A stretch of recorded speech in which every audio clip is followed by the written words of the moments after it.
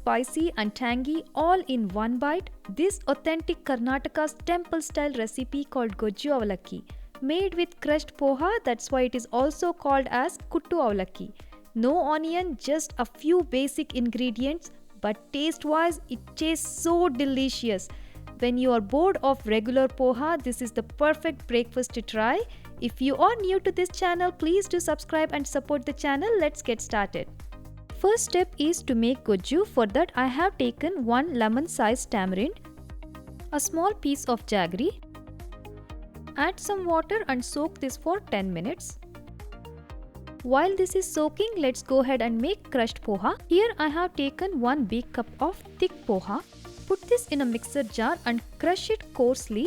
You can see how coarse it is. This is perfect. Put this in a bowl and keep it aside. Let's extract the tamarind juice.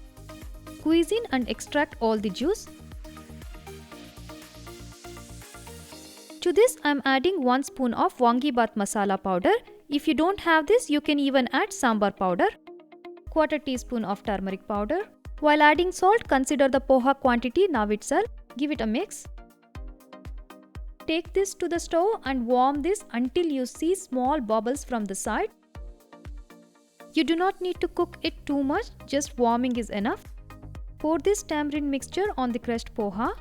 Since our gojju is so nice and warm, it goes deep inside the poha and it makes our poha taste so delicious. Mix it carefully using a spoon and add little water only if required.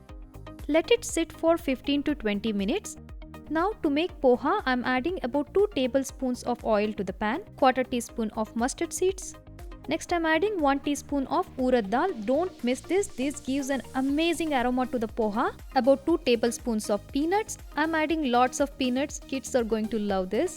Fry it very well until it turns crunchy. Next add about 2 to 3 red chilies, few curry leaves. Our poha is ready. Let's add this. You can see how nice and flaky it is. Give it a mix. Add about half a cup of fresh coconut. Chopped coriander leaves. Give it a mix and that's it. Let it sit in a steam for a couple of minutes and our yummy authentic breakfast is ready. You can make this for temple prasad because there is no onion in it.